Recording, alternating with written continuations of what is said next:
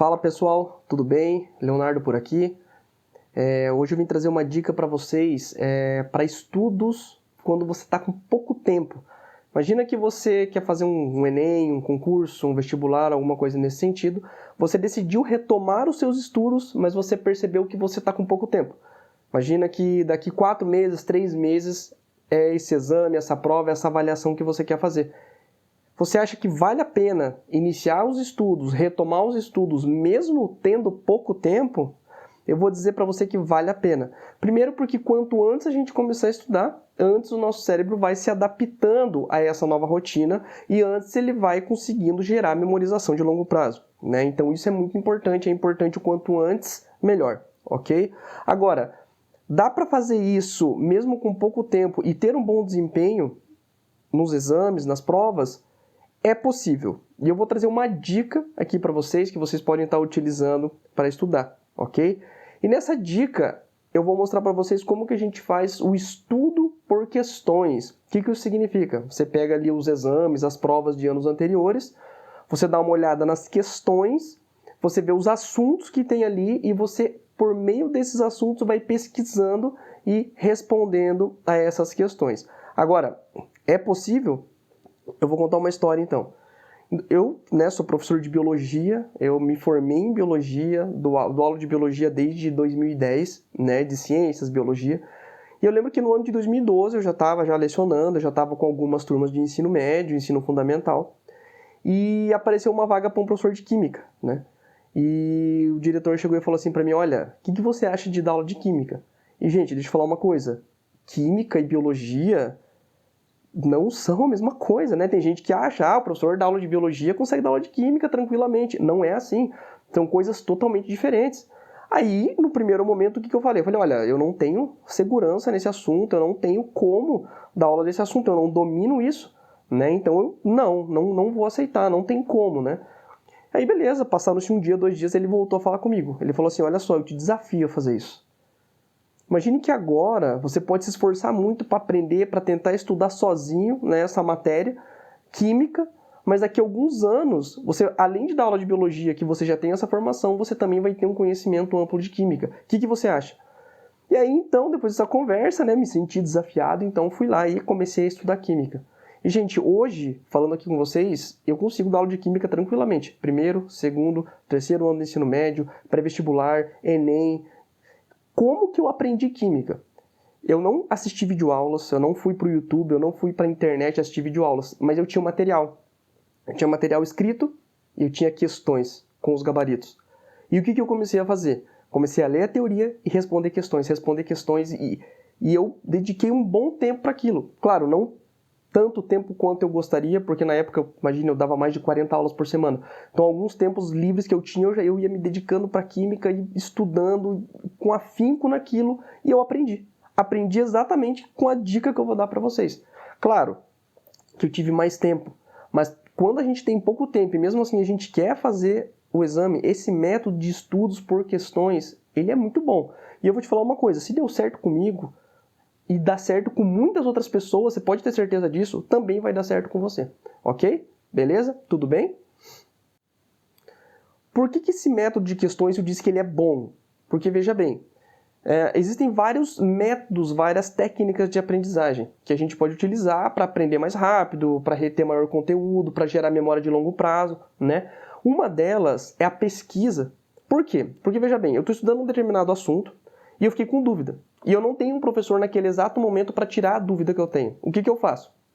Eu vou na internet, ou vou em algum livro, ou vou em algum outro material e pesquiso sobre aquele assunto. E a partir do momento que eu consigo sanar minha própria dúvida por meio da pesquisa que eu fiz, eu consigo reter muito mais conteúdo e gerar memória com muito mais eficiência a partir dessa pesquisa, entende? Então, quando a gente está estudando por questões, você vai lá, você vai abrir uma questão, você vai ver o enunciado, você vai ver as alternativas, você vai perceber que ali tem alguns conceitos, você vai perceber que talvez tenha algum tema que você já conheça, e você vai pesquisar por aquilo. A partir do momento que você está pesquisando aquele assunto, você está colocando toda a tua concentração nessa pesquisa. E quando a tua concentração está toda direcionada nisso, a aprendizagem ela é muito mais eficiente. Por isso que o método de questões ele é bom, mas deixa eu te falar uma coisa. ele não pode ser o único, tá? Por quê?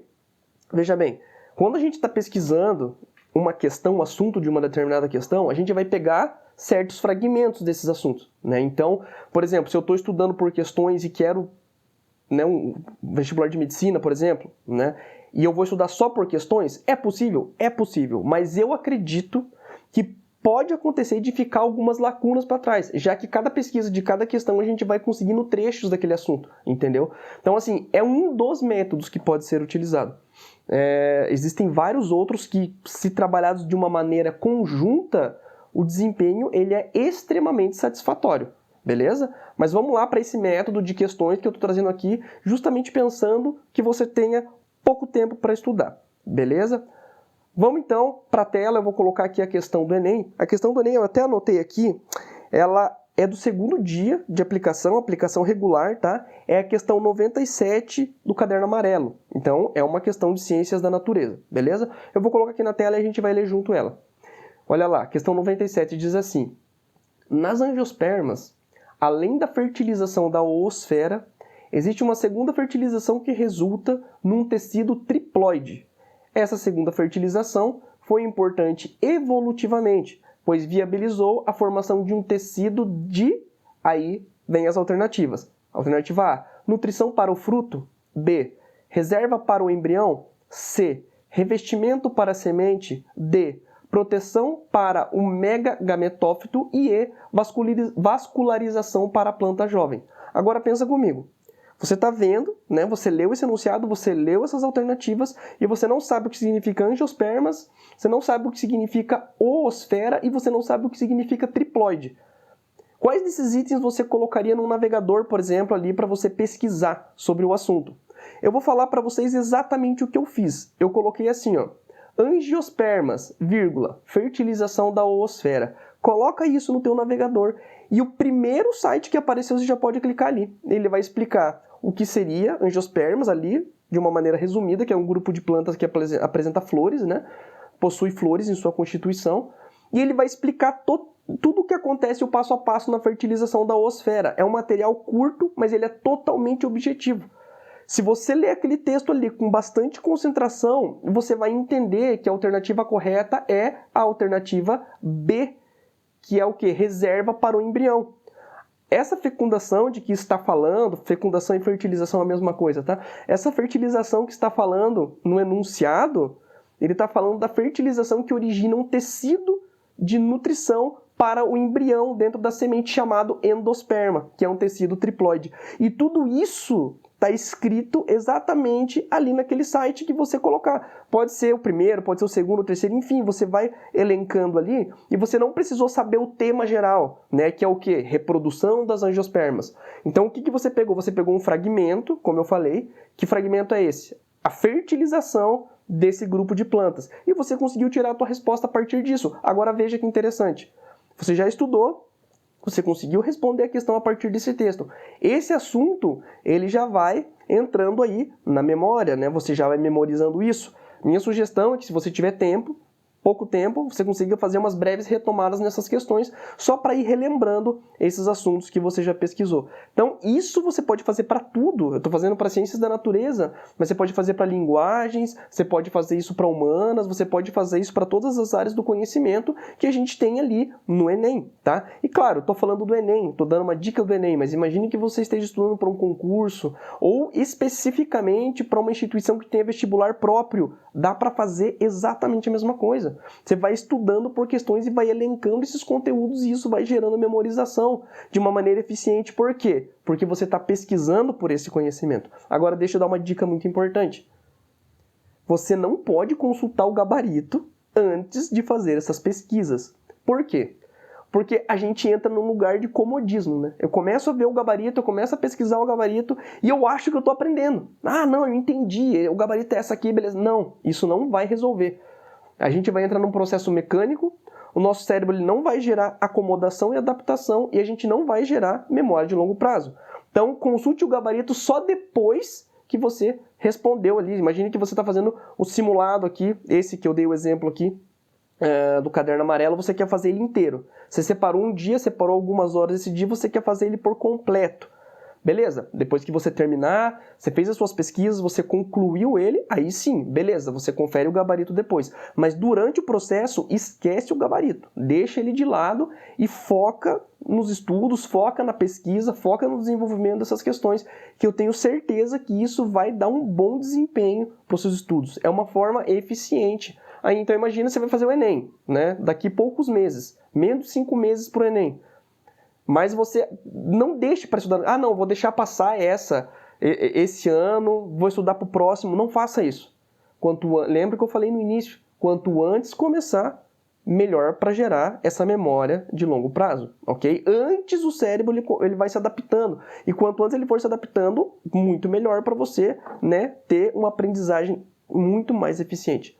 Então começa por questões. Faça o Enem, veja o teu desempenho, ele pode ser muito satisfatório. Se aplique, dedique ali de segunda a sexta-feira, umas 2 horas por dia pelo menos, utilize o sábado para revisão. O domingo você descansa. O descanso também faz parte da aprendizagem, ok? Mas segue esse método certinho, pesquise as questões, né? Separe alguns simulados, separe versões anteriores, se você está fazendo algum concurso, versões anteriores desse concurso, e estude dessa maneira. Lembra que eu disse, eu não estou dando como único método, mas nesse ponto em específico, que falta pouco tempo, principalmente para o Enem agora que a gente está conversando, é um método bom, é um método bom. Agora, se você tem ali um ano inteiro para estudar, esse método de estudo por questões ele pode entrar junto com outras técnicas de aprendizagem. E isso vai alavancar muito, muito, muito, muito mesmo seu processo, né, de memorização desse conteúdo. Tranquilo? Beleza? Pessoal, eu espero que eu tenha ajudado vocês, tá? Nessa dica breve aqui de como que vocês podem estar estudando por questões, repito, seja para o Enem, seja para um concurso, seja para um vestibular. É muito eficiente, ok? Se você tem pouco tempo, começa, usa esse método, aplica, veja os resultados e depois me conta como é que foi. Eu tenho certeza que você vai ter um desempenho satisfatório, muito além, talvez, do que você esperava que fosse, ok? Gente, é isso, tá? Dá o seu like, compartilhe esse conteúdo aí com alguém que está precisando dessa dica também, beleza? Tamo junto, um abraço e até a próxima.